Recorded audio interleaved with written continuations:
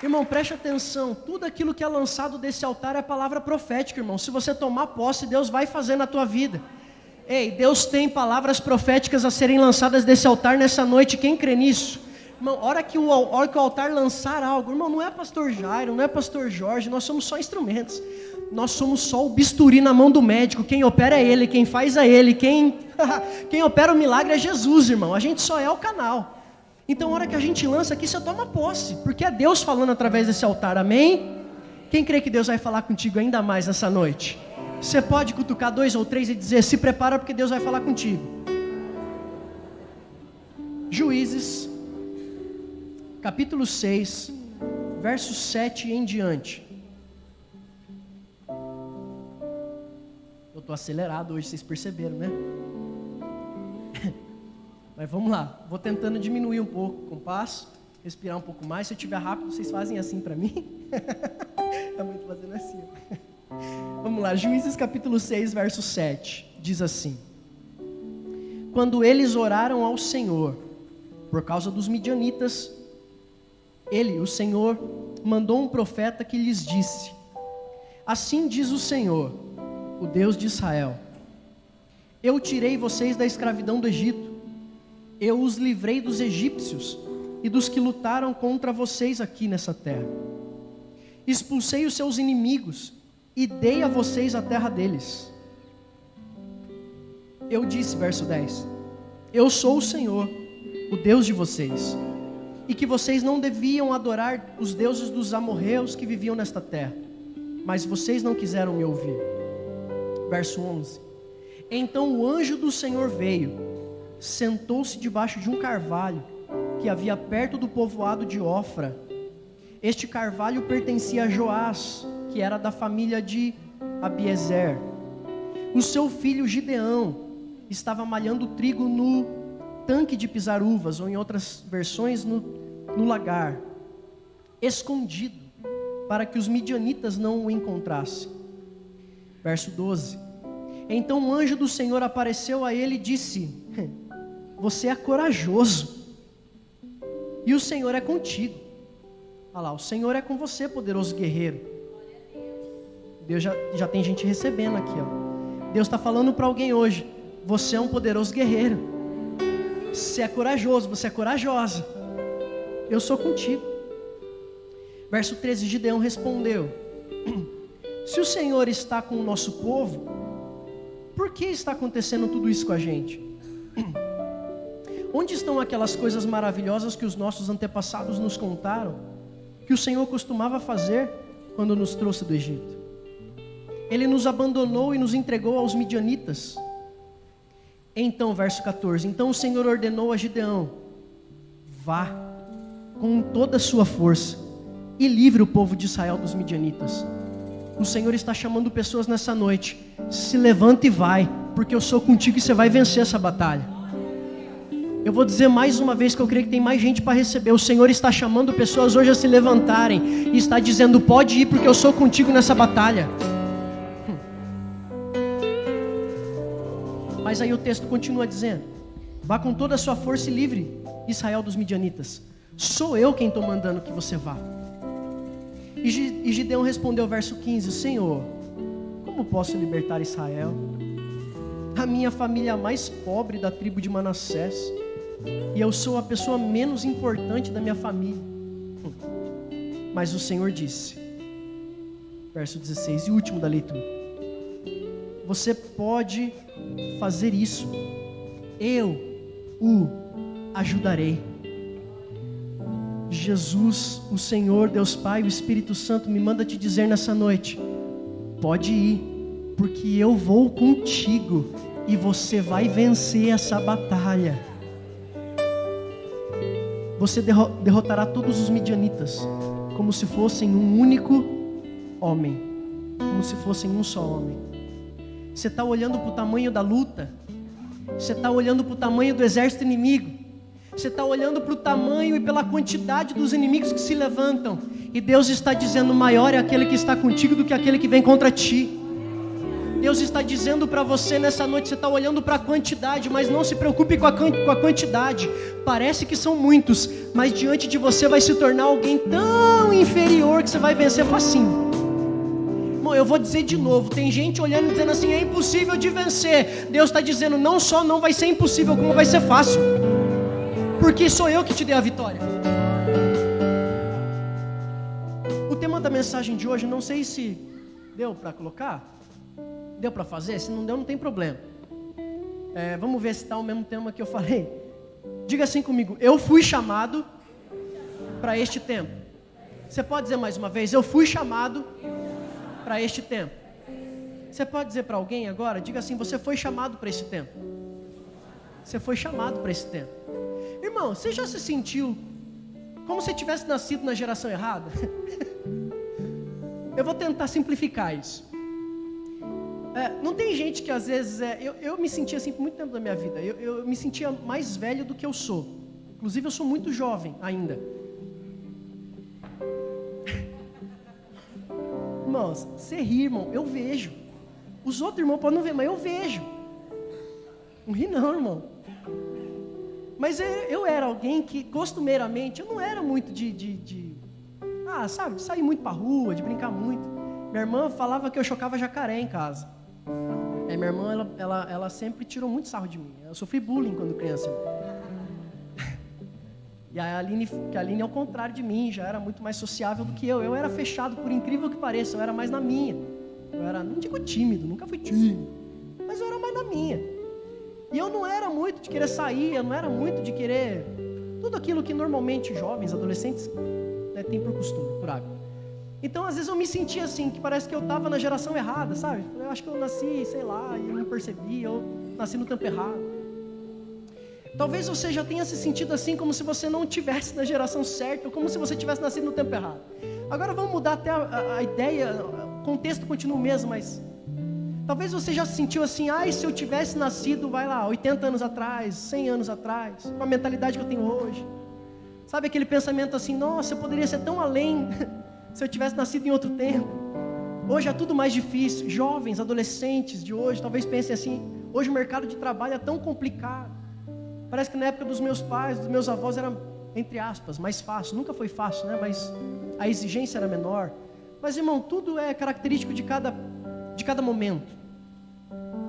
Mas por que eu estou dizendo tudo isso? Porque Gideão pode ter se sentido em algum momento diante de uma situação como essa, olhando para uma crise que se instaurou na sua geração.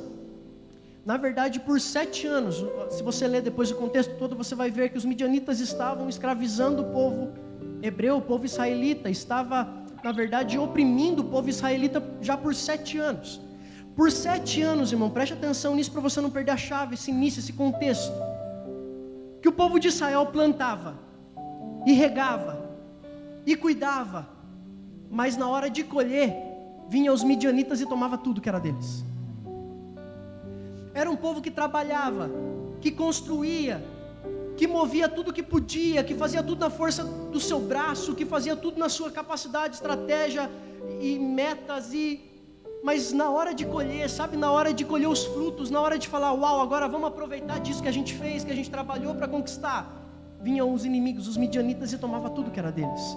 Por quê? Porque era um povo maior, era um povo mais forte, era um povo mais preparado para a guerra.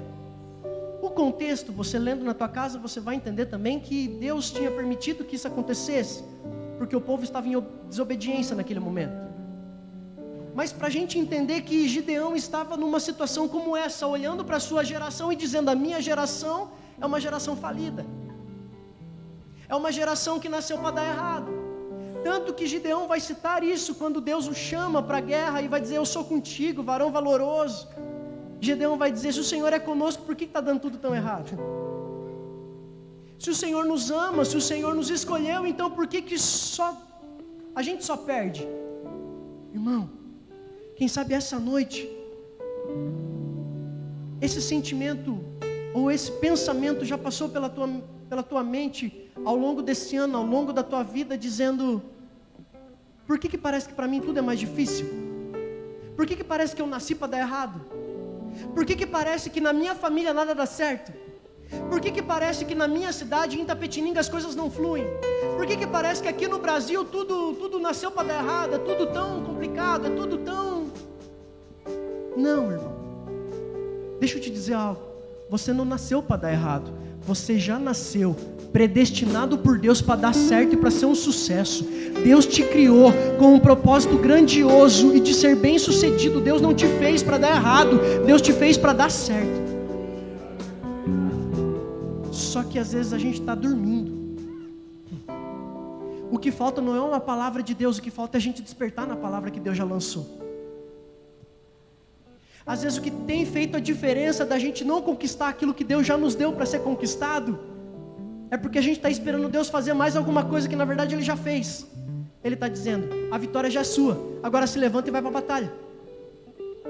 Quem está me entendendo, diga amém. Fica tranquilo, vai piorar, irmão. Não estou brincando, vai melhorar. Mas preste atenção aqui, a gente precisa entender que nós nascemos para suprir uma necessidade atual. Diga assim comigo, eu nasci para suprir uma necessidade do mundo atual. Não é por isso que você está onde está, é por isso que você nasceu quando nasceu, é por isso que você está aqui hoje. É porque Deus te chama para fazer a diferença na realidade que você vive hoje, na família que você foi colocado hoje, na empresa que você é funcionário hoje. Deus te chamou para fazer a diferença nesse momento e agora. Quando Deus olhou para a terra e disse assim, tá tudo errado, eu preciso reconstruir isso, eu preciso restaurar a terra. Deus encontrou Noé e Ele usou Noé para reconstruir tudo. Quando Deus olhou lá no cativeiro egípcio, o povo clamando, depois de muitos anos clamando e dizendo, a gente não aguenta mais ficar escravizado, Deus encontrou Moisés e falou assim, vai libertar o povo. Quando lá no rei Assuero, no tempo da Síria, no tempo do reinado persa, Assuero está dizendo assim, nós vamos destruir todo o povo hebreu. Deus levanta uma mulher chamada Esther, a rainha Esther, onde ela vai ser levantada para salvar toda uma geração de hebreus. Se não fosse por ela, provavelmente os hebreus já estariam exterminados na terra. Deixa eu te dizer algo. Esse é o tempo que Deus escolheu e te chamou para fazer a diferença. Esse é o tempo 2023, é o tempo, é o agora. É o Deus chamando a mim e a você para fazermos a diferença nessa realidade, nesse contexto social, nessa realidade do mundo. Alguém está dizendo, mas o mundo está ficando muito difícil. Pregar o evangelho agora está ficando muito complicado. A perseguição está aumentando muito, irmão. É por isso que Deus te chamou, porque Ele escolheu você para esse tempo. Você vai fazer a diferença em 2023, em 2024, em 2025. E enquanto você estiver nessa terra, você vai estar fazendo a diferença. Porque é para isso que Deus te chamou, é para isso que Deus me levantou, para fazer a diferença.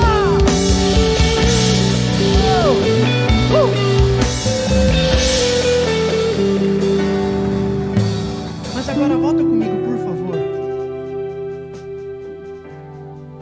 No capítulo 6 ainda, mas no verso 2. Olha o que o povo está fazendo, irmão. Os midianitas dominaram Israel. Por isso, israelitas fizeram para si esconderijos nas montanhas. Na minha tradução aqui, na minha versão, vai dizer cavernas, buracos na terra. Fizeram para si esconderijos nas montanhas, nas cavernas e fortalezas. Ei, tem gente que foi chamado para estar no palácio, mas está se escondendo em caverna ainda porque não descobriu seu potencial. Eu vou dizer de novo. Tem gente que Deus escolheu para estar assentado em palácios. Aqui eu não estou falando de algo literal, estou falando de posicionamento. Deus te chamou para fazer a diferença, para ter sucesso, para dar certo. Só que você escolheu estar escondido dentro de uma caverna porque você está com medo de alguma coisa. Mas Deus nessa noite te chama para suportar e para superar esse medo. Porque Deus não te chamou para ficar escondido. Deus te chamou para fazer a diferença aonde Ele te posicionou. Aonde Deus te colocou é aonde Deus vai te levantar para fazer a diferença. E olha o verso 8 e 9. Coloca para mim o verso 8 depois do 9. Quando Deus está falando através do profeta, Deus vai dizer o quê? Assim diz o Senhor Deus de Israel: tirei vocês do Egito. Ou seja, escravidão já acabou na tua história. Irmão, olha aqui para mim. Tem gente que Deus já libertou, mas está querendo voltar a ser escravo. Deus não te chamou para ser liberto todo dia. Deus já te libertou para você nunca mais ser escravo de ninguém. Não, eu vou dizer de novo, e em nome de Jesus receba isso. Quem Deus já libertou, se Jesus Cristo vos libertou, verdadeiramente sereis livres. Você não foi chamado para sair de uma escravidão para começar outra. Você não foi chamado para ser liberto de um vício para começar outro. Jesus Cristo não te libertou para você ser escravo de outra coisa. Jesus Cristo te libertou para você ser verdadeiramente livre. Deus está dizendo: o que vocês estão fazendo debaixo de uma nova escravidão, se eu já os libertei lá no Egito? Vocês não vieram para essa terra para ser escravo de outro povo. Vocês vieram para essa terra para serem dominadores desse território. Aí o verso 9: eu os livrei do poder do Egito e da mão de todos os seus opressores, expulsei-os e dei a vocês a terra. Diga assim comigo: a terra que Deus me deu já é minha, por herança, por direito. Mas, irmão, preste atenção. Deixa eu ver se eu vou lembrar a frase aqui. Melhor ler, né? Vai que eu anotei. Vai que eu falo a frase errada ou vai que eu me esqueço. Olha a frase que Deus me deu para essa noite, para esse contexto. Agora deixa eu achar onde eu coloquei, né?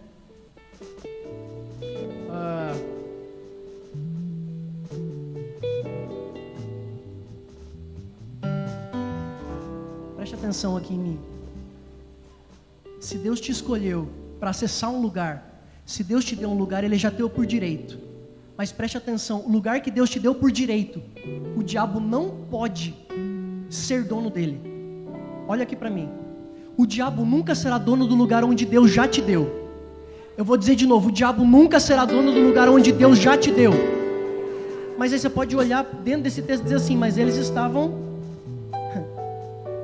donos do território. Não, eles estavam utilizando um território que os donos não tomaram posse. Então deixa eu te dizer algo: o diabo não pode tomar de você aquilo que Deus já te deu por direito e por herança. Só que se você não tomar posse, ele vai usufruir daquilo que é teu.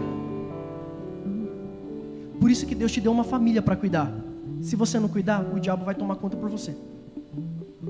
É por isso que Deus te deu um emprego, e Deus quer te prosperar nesse emprego, e Deus quer te abençoar nesse lugar. Só que se você não tomar posse da bênção que Deus tem para você, e da diferença que você pode fazer nesse lugar, o diabo vai tomar posse no teu lugar. Então preste atenção: aquilo que Deus te deu, toma posse, é direito, é herança. Só que se posiciona como alguém que é dono do lugar que Deus te deu. Deus não te deu um lugar para deixar o inimigo tomar conta. Deus te deu um lugar para que quando o inimigo olhar, ele possa dizer assim: eu vou ter que procurar outro terreno, porque esse aqui já tem dono. Eu vou ter que procurar outra casa, porque essa aqui já tem um homem de Deus, uma mulher de Deus. Eu vou ter que procurar outro lugar, porque aqui já tem alguém que está com autorização de Deus para ser dono desse ambiente. Você não foi chamado, irmão, para pedir licença para o diabo. Quem tem que pedir licença é o diabo para você. Só que ele não vai pedir licença, ele vai ter que fugir. Porque ainda que ele tente se levantar contra você, ele vai ter que fugir, ele vai ter que fugir, ele vai cair, ele vai ter que bater em retirada. Sabe por quê? Porque existe uma autoridade dentro de você, existe uma autoridade sobre a tua vida, existe uma autoridade sobre a tua família, sobre a tua casa, sobre o teu ministério, existe uma autoridade sobre você. Mas aí então, quando Deus diz tudo isso, aí vai aparecer o anjo. Coloca para mim o texto, acho que é verso 10. Aonde vai dizer... Não, verso 11. Então o anjo do Senhor veio e sentou-se debaixo de um carvalho que havia debaixo do povoado, havia perto do povoado de Ofra. Esse carvalho pertencia a Joás, que era da família de Abiezer. O seu filho Gideão estava malhando trigo no lagar, ou no lugar de pisar uvas. Por que Deus encontrou Gideão malhando trigo no lagar? Porque Deus, Ele ama pessoas que lutam por aquilo que é seu. Deus ama encontrar pessoas lutando por aquilo que é seu por direito. Irmão, Gideão poderia ter medo, e ele tinha, tanto que ele estava escondido. Gideão poderia ainda não ter enfrentado esse povo, como ele vai fazer depois, capacitado por Deus.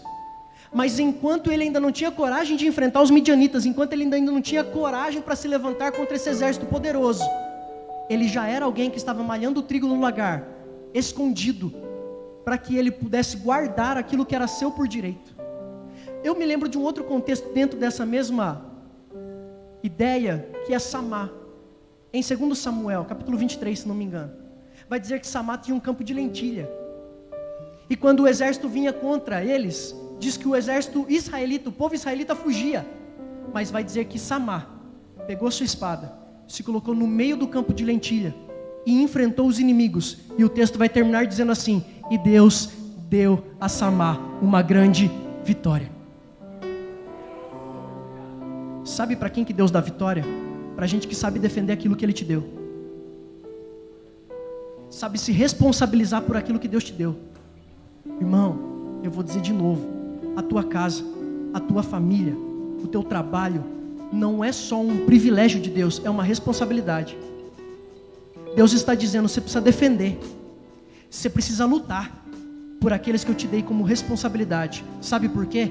Porque enquanto você está lutando as lutas da tua família, enquanto você está lutando as lutas do teu ministério, enquanto você está lutando as lutas que Deus te deu para lutar, Deus vai te dar vitórias que você não poderia vencer sozinho. Só que aí é o que vai acontecer, o anjo vai encontrar Gideão malhando trigo no lagar. Coloca de novo o texto para mim, verso 11. E aí o anjo do Senhor vai se apresentar a Gideão dizendo o quê? Poderoso, guerreiro, homem valente. Olha lá, Gideão, verso 12.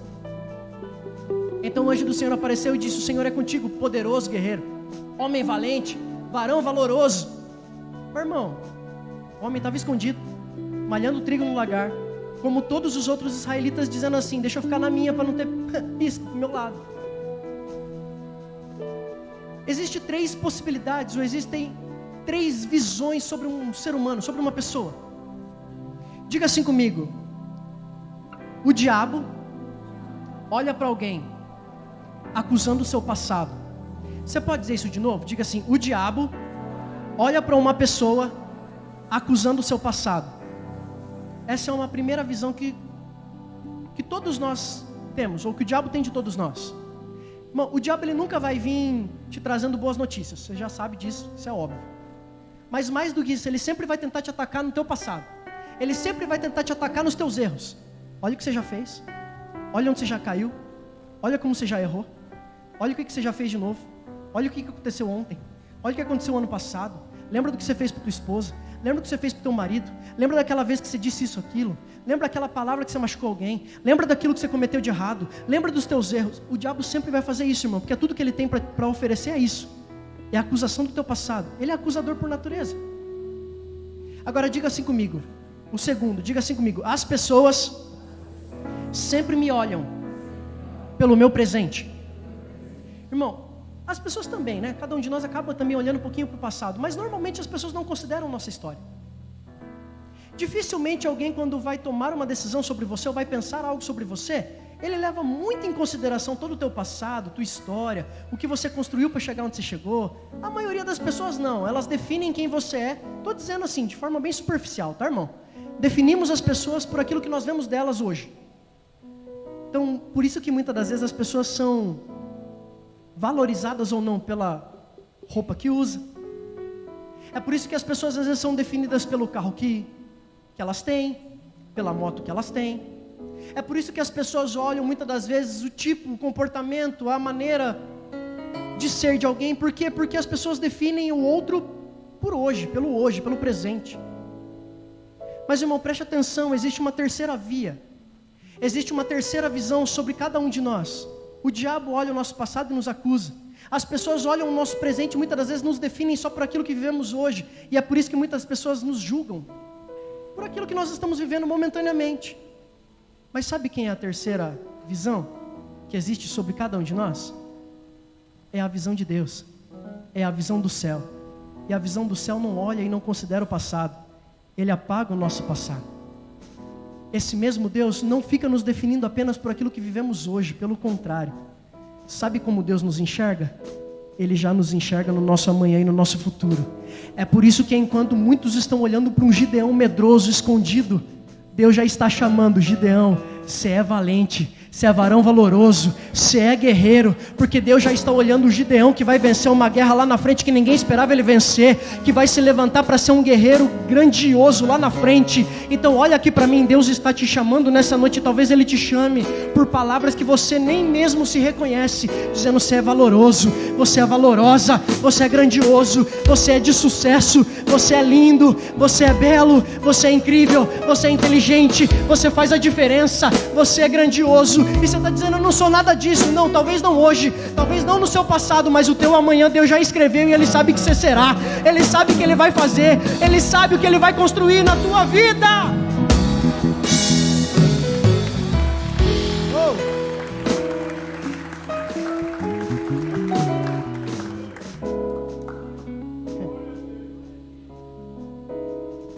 Mas então, Gideão é chamado. Quando Gideão é chamado, ele sente medo, irmão, como todo mundo sente. Só que preste atenção como é interessante que Gideão agora ele começa a querer discutir com Deus. Olha o verso 13, coloca para mim, por favor, o verso 13. Quando ele é chamado de varão valoroso, e o Senhor diz assim, eu sou contigo, você vai vencer as batalhas. Aí ele vai dizer assim, Senhor, se o Senhor é conosco, por que nos aconteceu tudo isso? Irmão, aqui começa o que todos nós já fizemos algum dia, e quem sabe alguns de nós ainda fazemos hoje, que é a fase das desculpas. Deus está nos chamando para sair daqui hoje como um leão. Deus está nos chamando para sair daqui hoje como um vencedor. Deus está nos chamando para sair daqui hoje como um guerreiro. Deus está nos chamando para sair daqui hoje como um general em batalha. Deus está nos levantando para viver o extraordinário. Só que vai ter gente que vai sair daqui ainda com desculpa. Porque é assim, irmão. Gideão tentou. E ele falou assim, primeira coisa, se o Senhor é conosco, se é para dar tudo certo, por que ainda não deu? O Senhor nos abandonou. Olha o que ele vai dizer no final, ó. Mas agora o Senhor nos abandonou. Irmão, olha a audácia de alguém que não tem como, ou não quer fazer aquilo que Deus está chamando para fazer. Ele vai colocar a culpa até em Deus, menos em si mesmo. Ah, mas eu estou na fase que estou, mas eu estou vivendo o que estou vivendo, mas tudo está difícil para mim porque o Senhor me abandonou. Irmão, que isso? Ei, você se lembra como Jesus é chamado? Emanuel. Que é o quê? Deus? E alguém vai dizer, mas Jesus não está mais. Mas quando ele estava para subir, ele deixou uma promessa, irmã Jacira. E qual é a promessa dele? Eu não vos deixarei órfãos, mas eu deixarei a vós um Consolador que estará convosco até a consumação dos séculos. Você nunca pode usar como desculpa ser abandonado por Deus, porque Deus é contigo todos os dias da tua vida até você morrer. Se você queria usar essa desculpa, para de usar, que não funciona mais com Deus. Não cabe mais. Aí o Senhor me abandonou. Nunca. Nunca. Pode pai e mãe abandonar, pode marido e mulher abandonar, pode filhos abandonar, pode pais abandonar, mas Ele nunca vai te deixar sozinho. Ele nunca vai te deixar sozinho. Deus nunca vai te abandonar, Deus nunca vai te deixar sozinho. Só que aí continua. Agora que Gideão viu, não tem como usar isso como desculpa. Continua para mim o texto, verso 14. E o Senhor voltou para ele e disse, com a força que você tem, vai libertar Israel. Irmão, Gideão aqui sabia do problema, sim ou não? Existia um problema, existe uma crise em Israel. Nós estamos debaixo do cativeiro, nós estamos debaixo de opressão dos midianitas há 7 anos. É um problema, sim ou não? Gideão reconhecia o problema, sim ou não? Deixa eu te dar uma palavra. Não fique chateado, eu sei que essa palavra está sendo talvez confrontadora para muitos, mas primeiro foi para mim. Então eu só estou repartindo a bordoada que eu levei de Deus, com todo mundo, para todo mundo apanhar junto. Nossa, ninguém deu risada, achei que pelo menos ia sair. Olha aqui para mim, Deus está dizendo para mim e para você hoje, se você encontrou um problema, você não tem mais desculpa, porque você se torna a solução do problema. Eu vou dizer de novo, que eu sei que muita gente não quer receber isso. Né, Vi? Ó, a gente olha e a gente fala assim, nossa, tem um problema em casa, tem um problema no trabalho, tem um problema na igreja, tem um problema aqui, ali, a gente acha problema. Irmão, a gente é profissional de achar problema. Ser humano é PhD em achar problema. O problema do ser humano é achar, ou entender que ele é a própria solução do problema que viu. Se Deus está te mostrando um problema, Ele está te capacitando para se tornar a solução desse problema. Então Deus está dizendo, com a força que você tem, vai libertar o povo de Israel das mãos dos midianitas. Você não encontrou o problema? Então agora eu te digo, você é a solução.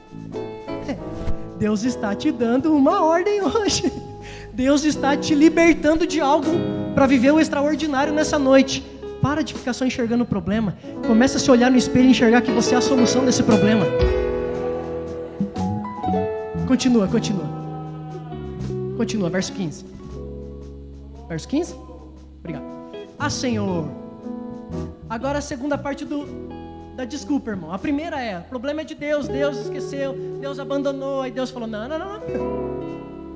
Abandonei não, sou contigo. Aí agora Gideão vai para o outro lado, irmão. Se não funciona colocando a culpa em Deus, agora o que a gente faz? A gente se vitimiza. É o que Gideão vai tentar fazer. Ah, Senhor, sou tão pequenininho, tão fraquinho. Sou fraco.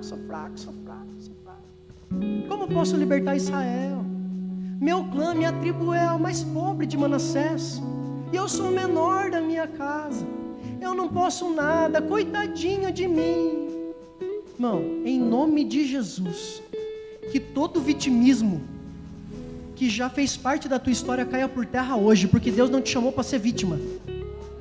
Eu vou dizer de novo, que todo vitimismo que você usou como desculpa para não crescer na tua vida, na tua história, para não escrever uma linda história, para não deixar Deus escrever uma linda história, todo vitimismo vai cair por terra hoje, porque você não é vítima de uma história, você faz parte de uma história linda construída por Deus na tua vida.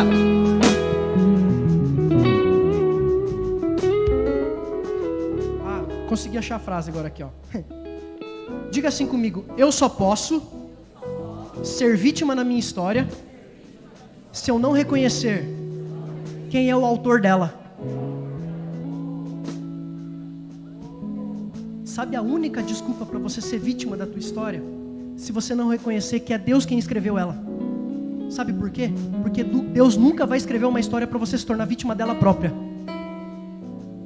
Deus que é Pai e te ama incondicionalmente, que lá em Jeremias 29:11 diz que tem bons pensamentos a vosso respeito, pensamentos de paz e não de mal, para vos dar um fim que desejais. Deus está dizendo, você não tem desculpa para dizer que você é uma vítima da tua história, porque sou eu quem estou escrevendo a tua história, e aquele que começou a boa obra é fiel e justo para completá-la até o final dos dias. Deus está dizendo para alguém hoje: chega de vitimismo. Você não nasceu para ser vítima da história, você não nasceu para ser vítima dos teus traumas, você não nasceu para ser vítima dos problemas que te afrontaram, você não nasceu para ser vítima dos teus problemas, você nasceu para ser o ator principal da história que eu estou escrevendo para você. Para de desculpa, irmão. Pode aplaudir, se for aplaudir, aplaude.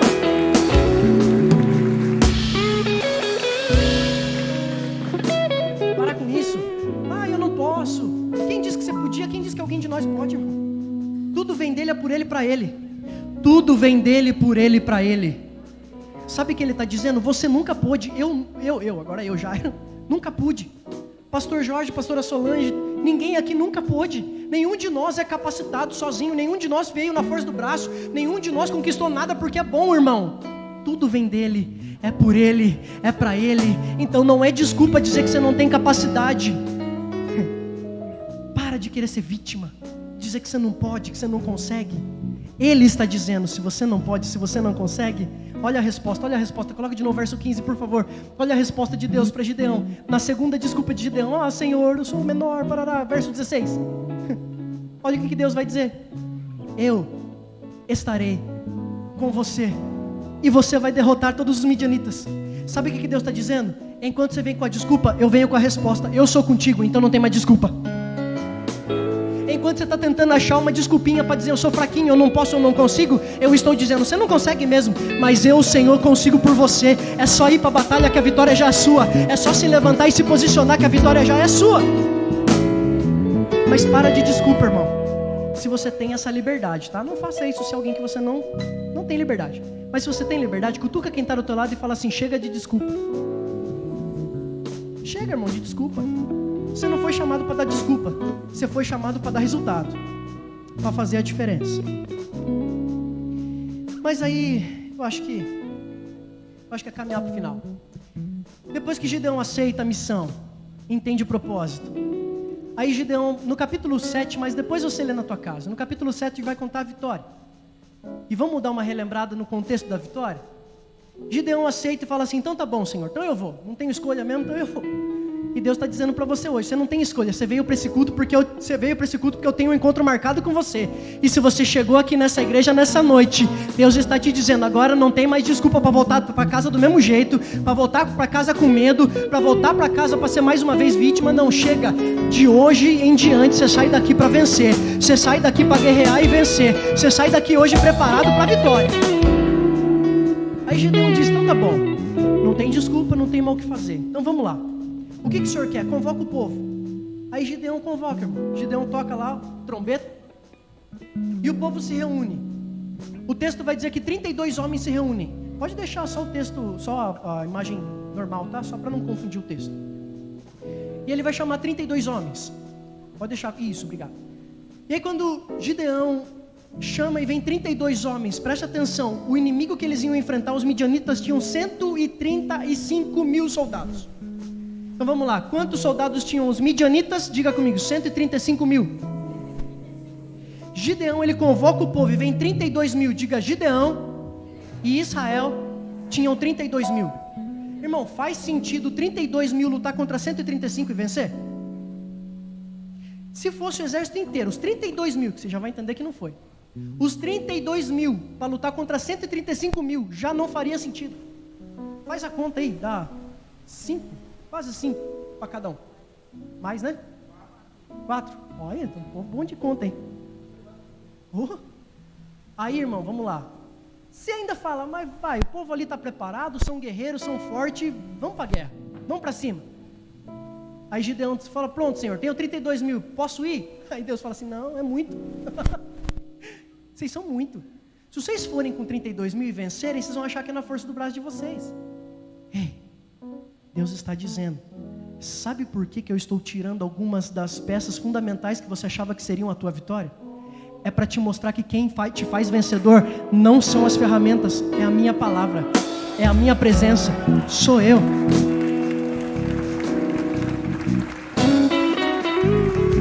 Aí Deus começa a dizer para Gideão assim, preste atenção, porque ainda tem chave aqui, irmão. Deus diz para Gideão, Gideão, fala para os 32 mil, grita para os 32 mil. Aqueles que estão com medo e os covardes podem ir embora.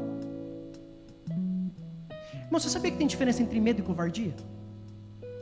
Porque eu preciso que você entenda essa chave. Medo não tem como, é impossível a gente não sentir. Irmão, por mais fé que a gente tenha, por mais homem e mulher de Deus que a gente seja, por mais que a gente busque a Deus, por mais que a gente ore, por mais que a gente jejue, por mais que a gente leia a Bíblia, por mais que a gente tenha o Espírito Santo, tudo isso ajuda. Mas, irmão, não vai te tirar o medo. Vai ter dia, vai ter batalha, vai ter inimigo que vai te dar medo. O medo faz parte da nossa humanidade. Agora, diga assim comigo, o medo eu não controlo. Desculpa, perdão, errei tudo. Fala assim, o medo... Peraí, deixa eu lembrar a frase. Então, é que... Preste atenção aqui, eu vou tentar melhorar a frase. É porque eu escrevi no iPad, depois eu escrevi no celular, não deu tempo de passar no iPad, eu tô com coisa do celular e do iPad na cabeça. Mas olha aqui pra mim. Eu posso ter medo, e todo mundo tem. Só que a covardia é uma decisão. Ah, lembrei. Diga assim comigo. Enquanto medo é um sentimento. Diga assim, a covardia é uma decisão. Preste atenção. Ter medo a gente não tem como não ter. Só que o controle sobre o medo é o que vai fazer a diferença se eu vou me tornar um covarde ou se eu vou continuar mesmo com medo. Sabe por quê? Porque muitas pessoas dizem assim, eu não faço porque eu estou com medo. E se eu estou com medo é que acho que eu não estou preparado. Irmão, quanta coisa você já não fez com medo? Vamos lá. Deixa eu te dar um exemplo bem simples para a gente caminhar para o final. Que mulher aqui, ou mesmo homem, sei lá, que tenha medo de água, por exemplo. Tem medo de água? Você tem medo, irmão? Tem medo? Tem problema, Wanda, pode falar. Quem mais? Tem mais alguém? Medo de água. Tá. Eu vou usar a Wanda de exemplo, posso? Mas se algum dos teus filhos, Wanda, caísse na água, começasse a se afogar, só tivesse você lá, senhora lá, perdão. A senhora pularia na água mesmo com medo para salvar um filho, sim ou não? Irmão, entenda. Medo ele pode ser muito difícil, mas ele é controlável. Se a gente tiver força de vontade, a gente faz mesmo com medo. Quem está me entendendo, diga amém. Agora, o que é covardia, irmão? Covardia é quando o medo me paralisa. Agora vamos lá, já caminhando para o final, vou te trazer um spoiler aqui. No fim deu tudo certo, no fim o povo venceu. E sabe como eles venceram? Sem precisar pegar numa espada, sem precisar ir para a guerra. Eles venceram só em atitudes e em estratégias que Deus deu. Ou seja, eles não precisaram guerrear. A minha pergunta é, por que Deus não deixou os medrosos no meio se eles não precisariam nem guerrear? Desculpa, os covardes. Sabe por quê, irmão? Porque talvez, e Deus sabia, se os covardes estivessem no meio do exército, no final, eles desistiriam no meio do caminho e fariam outros desistirem com eles. Deixa eu te dizer algo. Se você até hoje está paralisado pela covardia, com medo de lutar algumas guerras que Deus já te deu e já te deu a vitória, Hoje você sai daqui com a segurança de que mesmo com medo, você vai continuar caminhando, você vai levantar a tua espada, você vai para a guerra, porque a vitória já é tua, em nome de Jesus. Só que preste atenção, Deus tem um propósito para mim e para você. Quem crê nisso? Vou perguntar de novo, quem crê que Deus tem um propósito para mim e para você? E sabe o que é o final desse propósito? Já deu certo, você já venceu, já deu certo, você é um sucesso, já deu certo, Deus já preparou tudo, já deu certo, irmão. Só que é por isso, olha aqui, presta atenção, é por isso que Deus vai tirar gente covarde de perto de você, para não atrapalhar a tua caminhada. Deus, Ele não está tirando os covardes por causa dos covardes, Ele está tirando os covardes por causa de Gideão e o exército que ia vencer. Ele está dizendo, se os covardes forem juntos, eles vão atrapalhar a gente que era para vencer. Eles vão fazer gente desistir que não era para desistir. Talvez eles façam até o Gideão pensar de novo e falar assim, eu acho que eu não nasci para isso. Ei, Deus está tirando pessoas que vão atrapalhar a tua caminhada até o sucesso que Deus já te prometeu. Não fica chateado de gente que está deixando o teu lado. É Deus que está blindando, é Deus que está fazendo, é Deus que está organizando para que só vá do teu lado quem vai caminhar com você até o final. Aí Gideão fala isso, e o texto vai dizer que de 32 mil, sabe quantos voltam embora? 22. Irmão, de 32 mil que se dispuseram a ir para a guerra, a hora que ouvem dizendo assim, tá com medinho, é covarde, vai embora. 22 foram embora, 22 mil, não é 22 pessoas, 22 mil. Só sobraram 10. Agora vamos lá, vamos lembrar a conta. Quantos eram os midianitas? Diga 130. E quantos que eram de Israel agora? Diga 10. Irmão, agora é fácil a conta, né? É 13 para cada um. É 13,5. Pronto. É 13,5. Obrigado. É isso aí, Gustavo. Nossa, o povo está atento, irmão. Hoje eu não posso errar em nada em matemática aqui, senão. Louco. Ai, Jesus. Vou dar meu imposto de renda para vocês fazerem, tá? Olha aqui para mim. Aí de repente tem 13,5 para cada um vencer agora. Aí Gideão está dizendo assim, Senhor, agora o negócio ficou complicado. Posso ir para a guerra agora com os 10 mil que me sobrou? Aí Deus dizendo assim, não, é muito. Irmão, vai ter coisa que Deus vai te falar que não faz o menor sentido. É Ele te provando que quem te dá a vitória não são tuas expectativas, não são as tuas metas e planejamentos, tudo isso é importante, mas é Ele falando que Ele vai fazer e do jeito dEle, na hora dEle, na maneira dEle, a vitória vai ser dEle, porque é o nome dEle que vai ser glorificado.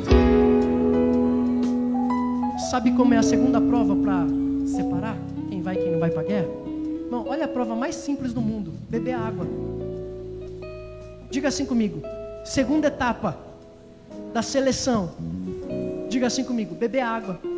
Irmão, que é um negócio mais óbvio, mais comum do que beber água. Lá tinha um riacho.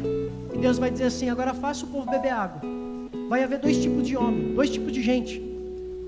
2 tipos de pessoas bebendo água. O primeiro deles, gente que vai se lançar na água. Vai se lançar na água, vai jogar água para cima, vai fazer festa. Só que preste atenção, eles estavam armados. Eles já estavam preparando-se para a guerra. Então ele está dizendo, vai ter gente que vai deixar a arma do lado, vai se jogar na água, vai se banhar, vai se molhar, vai beber água, vai se lambuzar. E do outro lado, vai ter gente que vai manter a arma numa mão, vai se agachar, vai pegar a água com a outra mão e vai beber, atento, para ver se não está vindo inimigo. Sabe quem vence batalha, irmão? Nem sempre são só pessoas bem intencionadas, mas são pessoas que estão preparadas para a guerra o tempo todo. Sabe por que tem muita gente bem intencionada, mas que está perdendo guerra? Porque tem hora que desliga, irmão. Tem hora que esquece de mundo espiritual, tem hora que esquece de ler Bíblia, tem hora que esquece de orar, tem hora que esquece de jejum, tem hora que esquece. É gente que acha que é só vir aqui num culto e se banhar e se jogar na água e falar, pronto, agora a vitória está pronta. Não, meu irmão. Todo dia você tem que estar indo lá beber água, mas com a espada na mão. Todo dia você tem que estar preparado, sabe por quê? Porque ao mesmo tempo que o nosso Deus não dorme, Ele não descansa. Deixa eu te dar uma notícia, o diabo também não. Ele está o tempo todo preparando alguma coisa para te derrubar. O inimigo está o tempo todo preparando alguma coisa para te destruir. Mas deixa eu te dizer algo, em nome de Jesus, a partir de hoje, você não vai baixar a guarda, irmão. Você não vai baixar a guarda, irmã. A hora que você perceber que o negócio está apertando, você vai para o seu quarto de oração. A hora que você perceber que o negócio não está legal, você vai buscar na palavra de Deus uma resposta. A hora que você perceber que a coisa está pior ainda, você vai jejuar, você vai se consagrar, você vai dizer, essa guerra eu não vou perder, porque eu sei aquele que me chamou e ele já me deu a vitória, mas eu não vou baixar a guarda em momento nenhum, eu vou continuar atento o tempo todo. Às vezes a gente está tão preocupado com provas tão grandiosas, e Deus está olhando para detalhes. Deus, Ele não vai selecionar os homens pela maneira de manejar a arma, pela maneira de se comportarem, ou de se vestirem, ou de correrem. Não, não, não. Ele vai dizer assim, bebe água, faz o simples. Mas é no simples que eu estou vendo qual é a tua personalidade, qual é o teu caráter, quais são os teus fundamentos. Mas aí então o texto vai dizer que de 10 mil homens, 9.700 se jogaram na água, se banhar, se lavar. Só 300 se agacharam com a arma numa mão, beberam água com a outra. Você já conhece o final da história. 300 homens venceram um exército de 130 mil inimigos. Sabe por quê? Porque você não depende de números, você depende de Deus.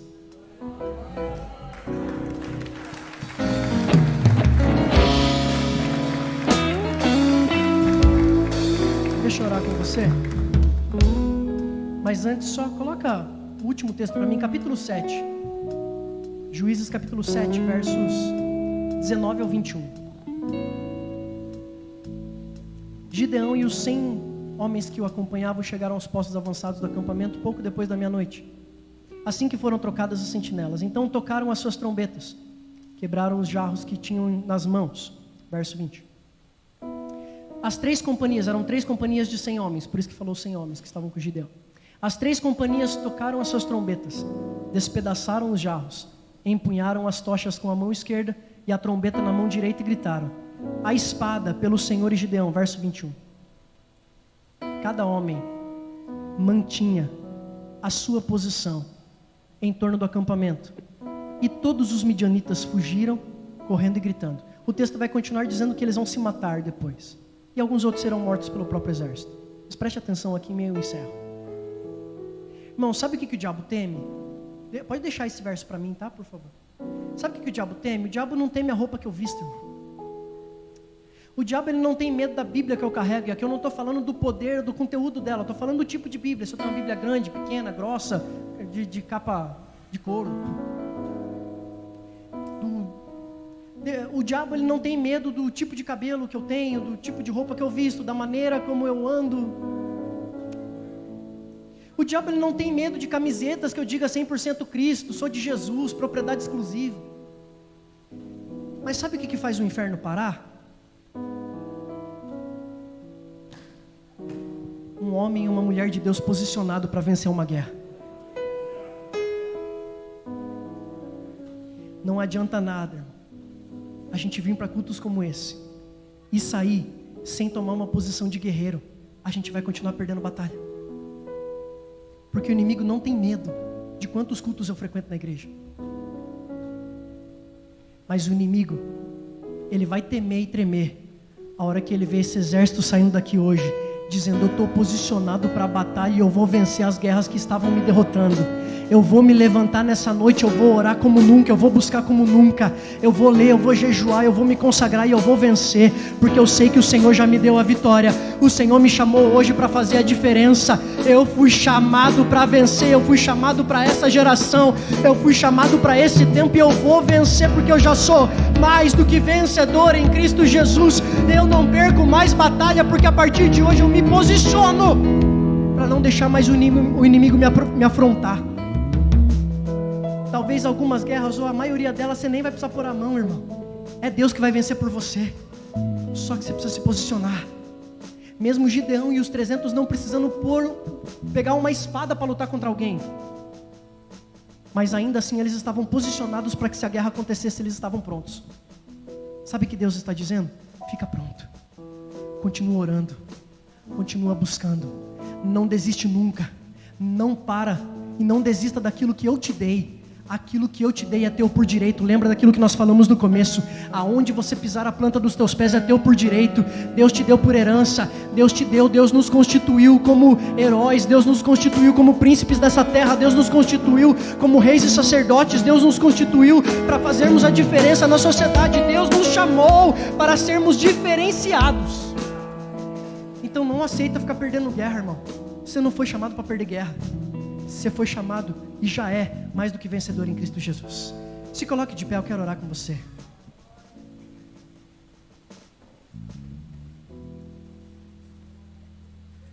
Passamos aí 5 minutinhos, mas eu vou orar rápido, depois o pastor Jorge já vai dar a bênção apostólica. Mas eu quero que você entenda nessa noite, que você ore nesse momento. E depois eu vou pedir também para os pastores, pastoras, aqueles que puderem nos ajudar, para ficarem aqui em frente. Nós vamos ficar com óleo. E eu vou pedir para que todos venham aqui, recebam unção com óleo, voltem para a tua casa abençoados. Mas nesse instante eu quero que você ore. E, irmão, eu não sei como que está a tua vida de oração. Deus sabe. Eu não sei como você tem buscado, eu não sei como você tem clamado. Talvez você diga, pastor, eu não sei orar. Não, orar é só falar com Deus. Ali Gideão, ele não dobrou o joelho, foi para um quarto de oração, falou em línguas. Não, Gideão só conversou com Deus que estava perguntando, ele respondia. A única coisa que Deus quer ouvir hoje é a tua voz dizendo, Senhor, me ajuda a vencer essa guerra. Sabe, talvez tudo que Deus está esperando nessa noite é você se posicionando e dizendo, eu não sou capaz de vencer sozinho, me ajuda.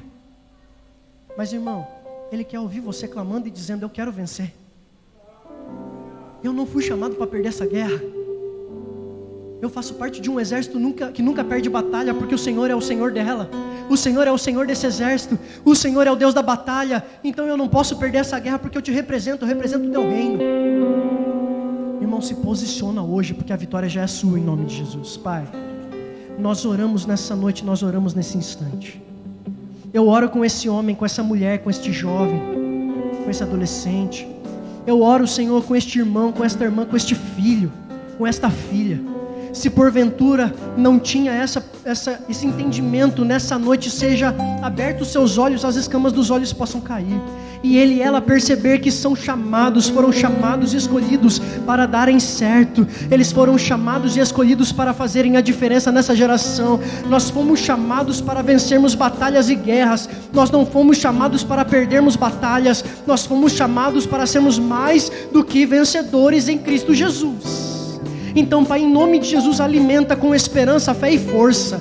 Pai, em nome de Jesus, como vai dizer Paulo, porque o Espírito do Senhor não é espírito de covardia ou medo, mas é um espírito de poder, é um espírito de unção, é um poder, é um espírito de equilíbrio, amor e fé. Então, Senhor, nessa noite preenche o nosso coração, a nossa alma com fé, com esperança, nos preenche com força para lutarmos, para guerrearmos. Pai, ajuda esse homem, essa mulher, esse marido, essa esposa a lutar pelo seu casamento.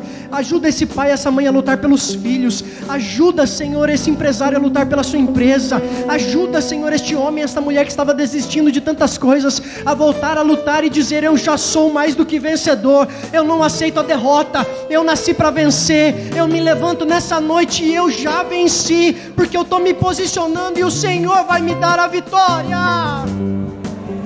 Oh, Senhor, derrama estratégias como o Senhor derramou sobre Gideão.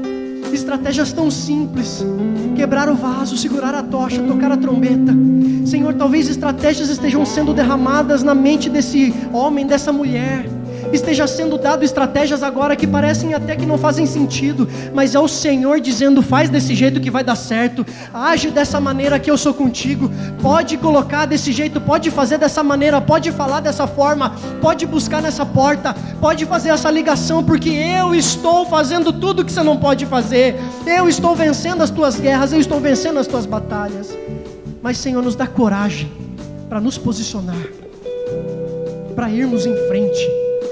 Nós não vamos ficar escondidos em cavernas, porque a terra já é nossa por direito. Só aquele que entende que a vitória já é sua, que o Senhor é por ti e é contigo, que Ele já te deu a força de 1000 homens para vencer. Aplauda glorificando e exaltando a esse Deus. Aleluia!